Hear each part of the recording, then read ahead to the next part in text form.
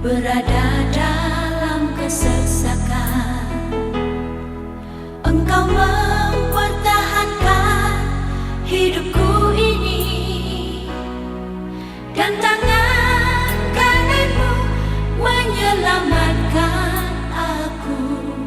Yesus akan menyelesaikan bagiku. Jika aku berada dalam kesesakan, Engkau mempertahankan hidupku ini, dan tangan kananmu menyelamatkan aku. Salam saudara-saudariku yang dikasihi Tuhan, damai Tuhan kita Yesus Kristus menyertai kita semua. Semoga hari ini kita dalam keadaan sehat walafiat, dan segala rencana baik kita hari ini dapat berjalan dengan kesuksesan, kelancaran, dan semoga kita boleh berhasil untuk mencapai apa yang menjadi impian kita.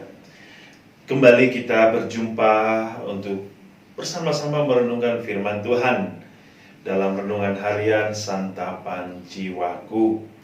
Kita akan mendengarkan dan merefleksikan kehidupan kita melalui Injil Matius bab 23 ayat 1 sampai 12. Dan hari ini kita juga memperingati peringatan wajib Santa Maria Ratu. Dan kita tahu Maria adalah ratu bagi kita semua, ratu semesta alam, dan ia menjadi ibu bagi gereja, ibu bagi dunia, dan ibu bagi semua orang. Mari kita mendengarkan firman Tuhan. Inilah Injil Yesus Kristus menurut Matius. Sekali peristiwa berkatalah Yesus kepada orang banyak dan murid-muridnya, ahli-ahli Taurat dan orang-orang Farisi telah menduduki kursi Musa. Sebab itu turutilah dan lakukanlah segala sesuatu yang mereka ajarkan kepadamu. Tetapi janganlah kalian turuti perbuatan mereka, karena mereka mengajarkan tetapi tidak melakukannya. Mereka mengikat beban-beban berat, lalu meletakkannya di atas bahu orang, tetapi mereka sendiri tidak mau menyentuhnya. Semua pekerjaan yang mereka lakukan hanya dimaksudkan supaya dilihat orang. Mereka memakai tali sembahyang yang lebar dan jubah yang panjang. Mereka suka duduk di tempat terhormat dalam perjamuan dan di tempat terdepan di rumah ibadat. Mereka suka menerima penghormatan di pasar dan suka dipanggil rabi. Tetapi janganlah kalian suka disebut rabi, karena hanya satulah rabimu, dan kalian semua adalah saudara. Dan janganlah kalian menyebut siapapun bapa di bumi ini, karena hanya satu bapamu, yaitu Dia yang di surga. Janganlah pula kalian sebut pemimpin, karena hanya satu pemimpinmu, yaitu Yesus Kristus. Siapapun yang terbesar di antaramu, hendaklah ia menjadi pelayanmu. Barang siapa meninggikan diri akan direndahkan, dan barang siapa merendahkan diri akan ditinggikan. Demikianlah Injil Tuhan. Saudara-saudari yang dikasihi Tuhan, ada dua hal penting yang ingin kita renungkan hari ini. Yang pertama itu berbicara tentang hukum, dan yang kedua tentang panggilan untuk melayani.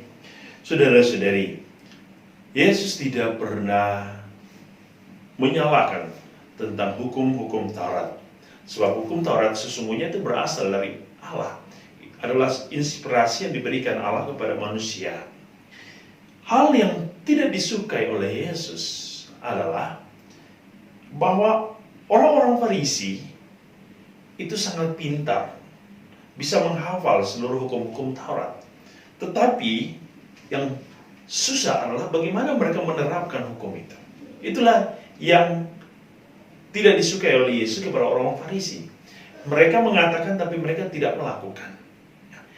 Ini sesungguhnya satu sindiran, satu kritikan bukan hanya pada orang-orang Farisi, tetapi kepada kita semua, kepada para pemimpin agama, kepada para pemimpin pemerintah, dan kepada semua orang yang telah menjadi pemimpin bagi orang lain, bahkan di dalam keluarga kita.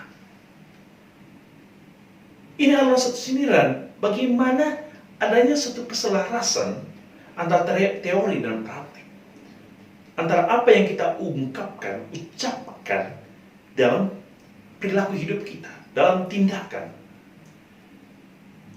Yesus hari ini mengingatkan kita, kesaksian-kesaksian hidup kita itu harus berdasarkan kepada teori-teori yang baik. Dengan demikian, ada satu keseimbangan antara teori dan praktik. Semua hukum itu baik, tetapi apakah kita mencerna? Apakah kita belajar untuk menjalankan hukum itu dengan ketulusan, dengan kejujuran, atau sebaliknya? Bahkan kita sering menggunakan hukum untuk membodohi orang lain. Ketika kampanye kita tahu banyak orang berkampanye yang indah-indah. Tapi setelah mereka menjadi seseorang, mereka memperoleh jabatan, bersyukurlah ada yang bisa menerapkan kampanyenya. Tetapi ada yang bahkan tidak sama sekali. Atau mungkin ada yang terapkan tapi kebanyakan tidak. Nah, inilah janji-janji palsu yang kadang-kadang sering diungkapkan tetapi tidak bisa dilaksanakan.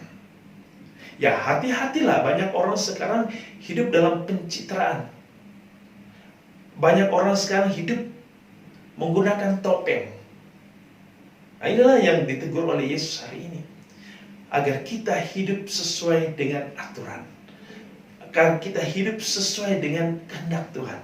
Agar kita hidup selaras dengan apa yang diharapkan oleh Tuhan sendiri.